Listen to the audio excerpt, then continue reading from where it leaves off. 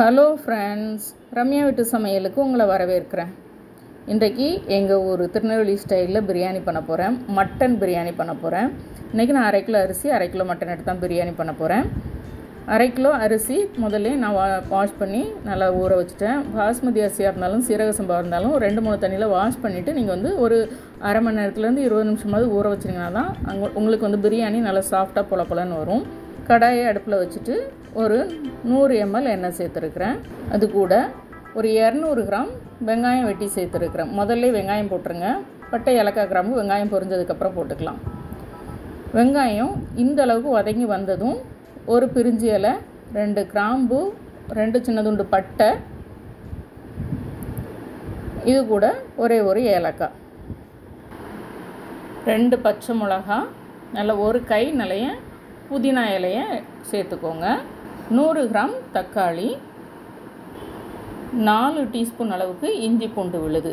இல்லை நீங்கள் வந்து ஒரு 50 கிராம் இஞ்சி, ஒரு 50 கிராம் பூண்டு சேர்த்து அரைச்சி சேர்த்துக்கலாம். ஒரு 50 ml தயிர் சேர்த்துருக்குறேன். தயிர் ரொம்ப புளிக்கக்கூடாது. எப்போவுமே பிரியாணிக்கு சேர்க்குற தயிர் மைல்டாக தான் இருக்கணும், நல்லா ஃப்ரெஷ்ஷான தயிராக தான் இருக்கணும். இப்போ நல்லா வதங்கி எண்ணெய் பிரிகிற வரைக்கும் நல்லா விட்டுடுங்க. ஃபஸ்ட்டு நான் முதல்ல வந்து 100 ml எண்ணெய் தான் சேர்த்துருக்குறேன்.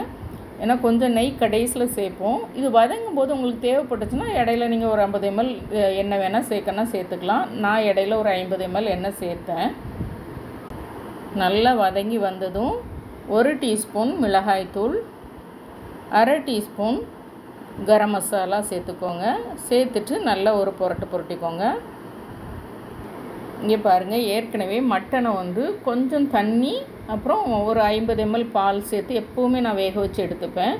ஏன்னா நமக்கு சென்னையில் கிடைக்கக்கூடிய மட்டன் கொஞ்சம் ஹார்டாக தான் எப்போவுமே இருக்கும். இந்த மாதிரி ஒரு 3 விசில் வேக வச்சு எடுத்துகிட்டு சேர்க்கும்போது நமக்கு வந்து மட்டனும் சாஃப்டாக இருக்கும்.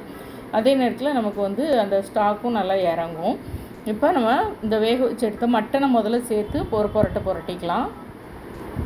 இப்போ மட்டனை சேர்த்து புரட்டினதுக்கப்புறம் மட்டன் வேக வச்ச ஸ்டாக் இருக்குல்ல, அந்த தண்ணி இருக்குல்ல, அதை முதல்ல சேர்த்துருக்கோங்க. அதுக்கப்புறம் தேவைப்படுற தண்ணியை நம்ம வந்து தண்ணியாக சேர்த்துக்கலாம்.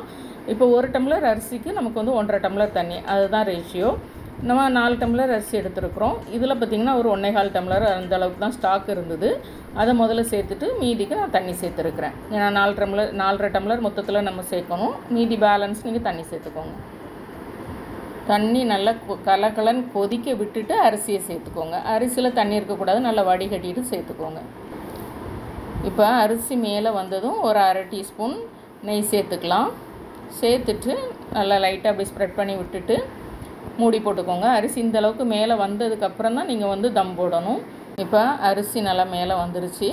நம்ம வந்து இந்தளவுக்கு தண்ணி அரிசி ஈக்குவலாக இருக்கணும். இப்போ நம்ம மூடிட்டு கீழே ஒரு தவா வச்சு அதுக்கு மேலே கடாயை நான் தூக்கி வச்சுக்கிறேன். இங்கே பாருங்கள், பிரியாணி சூப்பராக இந்த அரிசி அப்படி ஸ்ட்ரெயிட்டாக வந்து நல்லா வளைஞ்சி அப்படி விரிஞ்சு பூ மாதிரி விரிஞ்சிருக்கும். இதுதான் வந்து பிரியாணியோட பக்குவமே. திரும்ப இந்த அரிசியை வந்து கீழே உள்ள சாதம் மேலே உள்ள சாதம் ஒரு தடவை நம்ம புரட்டி விடணும். விட்டுட்டு ஒரு 5 மினிட்ஸ் கழிச்சுட்டு பரிமாற வேண்டியதான். இல்லை நீங்கள் பரிமாறலாம், உடனே நீங்கள் வந்து ஹாட் பாக்ஸுக்கோ அல்லது வேறு பாத்திரத்துக்கோ நீங்கள் பிரியாணியை மாற்றிடணும். இந்த தம் போட்ட இதிலே நீங்கள் வைக்கக்கூடாது. அந்த சூட்டுக்கும் திரும்ப சாதம் குழைய ஆரம்பிச்சிட்ருக்கும். அதனால் நீங்கள் வந்து 5 நிமிஷம் கழித்து பாத்திரம் மாற்றிடணும். இங்கே பாருங்கள், சூப்பராக பொலன்னு பிரியாணி ரெடியாகி வந்துருச்சு. பரிமாறிடலாம். கண்டிப்பாக இதே மாதிரி எங்கள் திருநெல்வேலி ஸ்டைலில் நீங்கள் ஒரு தடவை மட்டன் பிரியாணி செய்து பாருங்கள்.